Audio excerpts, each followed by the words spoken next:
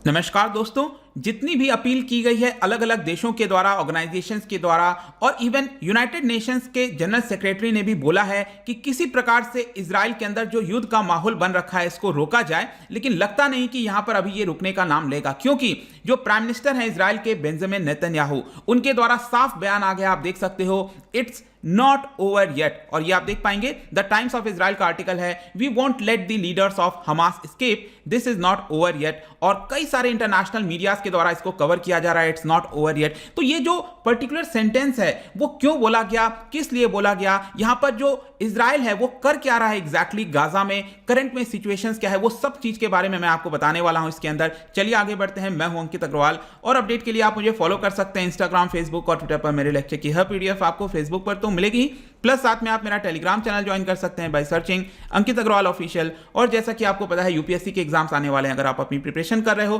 तो आप हमारे कोर्स को ज्वाइन कर सकते हैं। ज्यादा जानकारी के लिए आपको सारी चीजें डिस्क्रिप्शन में मिल जाएंगी।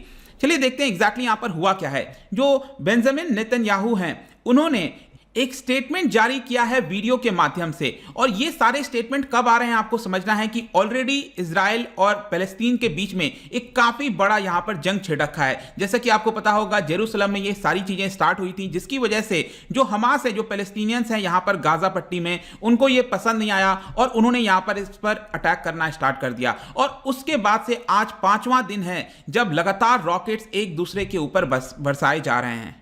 तो यहां पर सबसे पहले हम देखेंगे कि एग्जैक्टली क्या कहा गया है, कौन से शब्द का इस्तेमाल किया गया है नेतन्याहू के द्वारा।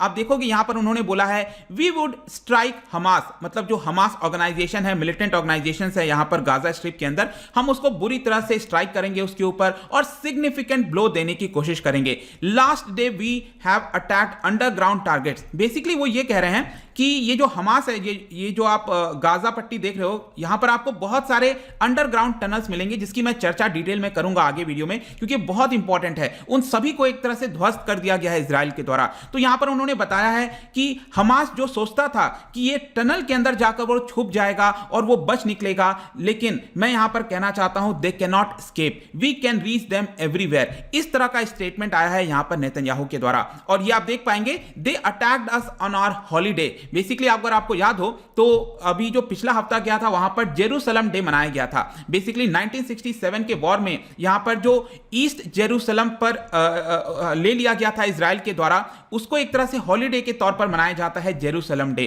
तो यहां पर उस दिन अटैक किया गया, उनके कैपिटल पर अटैक किया गया, उनके जो शहर हैं उसके ऊपर मिसाइल्स को दागा गया है। और इसी की वजह से जो नेतन्याहू हैं उनका बयान आ रहा है कि they will pay a heavy price, this is not over yet, we will do everything to restore our security. तो जो शहर हैं, जो सिटीजन्स हैं, उनके सेफ्टी के लिए हमें जो करना पड़ेगा हम वो करेंगे। तो ये जो बयान है, जितना भी चीज मैंने बताया, ये बेंजामिन नेतन्याहू का है। तो आप समझ सकते हैं कि यहां पर जो एग्रेशन है इस समय जो इजराइल के अंदर चल रहा है, वो कहीं से भी सॉफ्ट स्टैंड कोई भी लेने के लिए तैयार नहीं है। इसके अलावा उन्होंने अपने वीडियो मैसेज के अंदर यूएसए को भी थैंक कहा। अब देखिए यहां पर काफी बड़ी सोचने वाली बात है कि सभी देशों को मिलकर क्या है, चीजों को शांत कराने की कोशिश करनी चाहिए। लेकिन जो यूएस प्रेसिडेंट का भी बयान आया था, Israel has right to defend itself, हां बिल्कुल सही बात है कि हर एक देश को अपने डिफेंड करने का अधिकार है, लेकिन इस समय जरूरत क्या है, यहां पर किसी तरह से हमें समझाने की कोशिश करनी चाहिए। लेकिन यहां पर अब आप देख पाओगे नेतन्याहू का बयान है कि यूएस प्रेसिडेंट हो गए जो बाइडन, इमैनुअल मैक्रोन हो गए फ्रांस के प्रेसिडेंट, बोरिस जॉनसन है, एंजेला मार्केल हैं, सभी को उन्होंने थैंक बोला है, क्योंकि उनका कहना है कि ये सभी देश उनके साथ खड़े हुए हैं और जो डिफेंड करना है हमें वो हम करेंगे। तो यहां पर सबसे बड़ा प्रश्न आता है कि ये जो स्टेटमेंट दिया गया उसका कुछ कॉन्टेक्स्ट होगा। कोई भी लीडर अगर ये स्टेटमेंट दे रहा है तो वो कुछ ना कुछ कर रहा होगा, कुछ चल रहा है इजराइल के अंदर। तो एग्जैक्टली हो क्या रहा है, यहां पर मैं एक बहुत ही एक घटना बताता हूं एग्जैक्टली हुआ क्या। सबसे पहले फ्राइडे, अर्ली फ्राइडे को, मतलब थर्सडे को रात के जस्ट बाद में ऐसा बताया जा रहा है, इजरायली मिलिट्री के द्वारा मतलब कहीं ना कहीं से एक खबर फैला दी गई।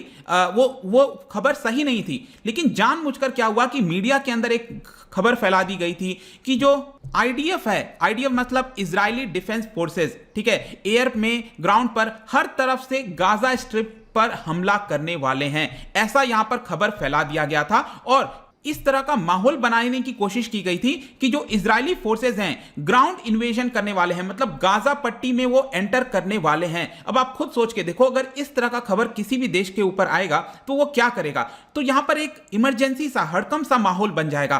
कई सारे रिपोर्टर्स ने तो इवन ये तक कह दिया था कि जो इजरायली डिफेंस फोर्स है वो ऑलरेडी एंटर कर चुका है। लेकिन काफी समय के बाद जो मिलिट्री है, इजरायली मिलिट्री है, उन्होंने क्लैरिफिकेशन जारी किया कि हमारे कोई भी ट्रूप्स गाजा पट्टी में नहीं गए हैं, मतलब कोई भी अभी तक एंटर नहीं किया है। ये खबर सही नहीं है। तो आप समझो यहां पर हो क्या रहा है, पहले खबर फैलाई गई और एक तरह का माहौल बनाने की कोशिश किया गया। और ये जो न्यूज है, जाहिर सी बात है, ऐसा तो है नहीं कि गाजा में जो हमास रह रहे हैं, पैलेस्टीनियंस रह रहे हैं, उन तक नहीं पहुंचेगी। तो वहां तक ये पूरी खबर अच्छे से फैल गई।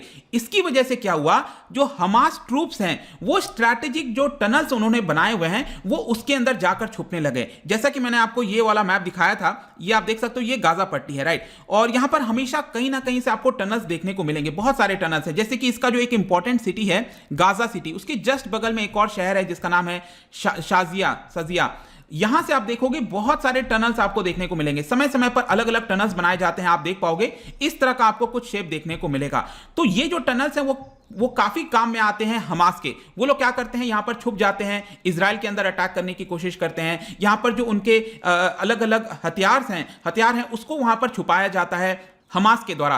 तो यहां पर क्या हुआ कि जैसे ही ये खबर पहुंची हमास तक, वो लोग क्या करने लगे, यहां पर छुपने लग गए, कुछ ना कुछ करने की कोशिश किए। उसके बाद क्या होता है कि जो जेट एयरक्राफ्ट हैं इजराइल के, उन्होंने इसके ऊपर फायर करना स्टार्ट कर दिया। मतलब उनको पता लग गया कि कहीं ना कहीं से कि वो लोग अब उसके अंदर आ गए होंगे, तो यहां पर अब फायर करना स्टार्ट कर दिया। और ये जो टनल है, मैं आपको बता दूं, 2014 का जो वॉर हुआ था उसके बाद कई सारे टनल्स यहां पर बनाए गए हैं जिसको द मेट्रो कहा जाता है, ठीक है, द मेट्रो कहा जाता है। तो उसको बॉम्बार्डिंग करना इन्होंने स्टार्ट कर दिया, जिसकी वजह से अब आप सोच सकते हो कि कितने लोगों की वहां पर जाने गई होंगी। और यहां पर मैं आपको बता दूं, ये जो टनल है वो कई सारे टनल्स ऐसे उड़ाए गए हैं जहां पर एक स्कूल था, स्कूल के नीचे एक टनल था, हॉस्पिटल के नीचे एक टनल था, और एक टनल यहां पर एक क्राउडेड सिटी था उसके नीचे था। इस तरह के टनल्स को यहां पर बॉम्बार्डिंग की गई है इजरायली फाइटर जेट्स के द्वारा।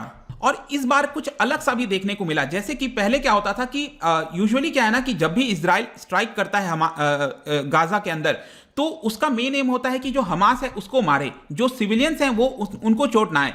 तो यहां पर ये लोग क्या करते थे, हमेशा पहले वार्निंग दे देते थे वहां के रेसिडेंट्स को, फोन वगैरह करके, जैसे भी वहां पर वार्निंग दे दिया जाता था कि हम स्ट्राइक करने वाले हैं, ताकि जो रेसिडेंट्स हैं वो सेफ जगह पर चले जाएं और वहां पर जो हमास है उनकी जो है किल कर दिया जाए उनको। लेकिन इस बार का जो स्ट्राइक है ऐसा कुछ भी नहीं किया गया। इसकी वजह से जो सिविलियंस हैं बहुत सारे, उनकी भी जानें गई हैं इस बार के स्ट्राइक के अंदर। और ये आप देख पाएंगे कई सारा मीडिया जो है इसके द्वारा चलाया भी जा रहा था कि मैनिपुलेट करके यहां पर इजराइल ने अटैक किया है गाजा पट्टी पर, जो टनल्स वगैरह हैं उसको उड़ाने की कोशिश की है मैनिपुलेट करके, ताकि हमास के कई सारे जो फाइटर्स हैं वो इसके अंदर ध्वस्त हो जाएं।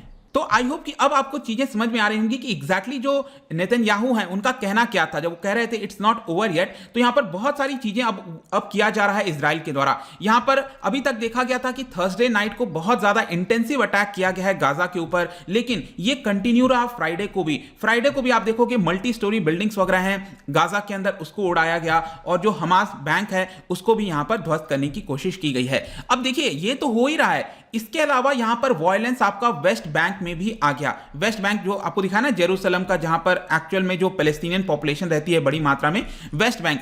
अब इसका असर क्या हुआ, वेस्ट बैंक में जो पैलेस्टीनियंस रह रहे हैं उन्होंने बड़ी मात्रा में प्रोटेस्ट करना स्टार्ट कर दिया, जिसको देखते हुए इजरायली सिक्योरिटी ने शूट कर दिया और 10 पैलेस्टीनियंस की जानें चली गई। कल की बात है ये। और इजरायली मीडिया के द्वारा बताया गया है कि जो पैलेस्टीनियंस हैं, प्रोटेस्टर्स हैं, वो पत्थर फेंक रहे थे, जो मोल्टोव कॉकटेल्स हैं उसको फेंका जा रहा था, शूटिंग फायरवर्क्स कर रहे थे, और जो मिलिट्री है उन्होंने यहां पर लाइव फायर कर दिया, जिसकी वजह से 10 लोगों की जानें चली गई हैं। अभी प्रेजेंट में अगर मैं आपको सिचुएशन बताऊं जो इस समय के हालात हैं, ऑलरेडी जब से मंडे से ये चीजें स्टार्ट हुई हैं 2000 से ज्यादा रॉकेट दागे गए हैं गाजा के द्वारा, हमास के द्वारा यूजुअली आप कह सकते हो, और इजराइल ने भी बहुत सारे एयर स्ट्राइक किए हैं गाजा के ऊपर।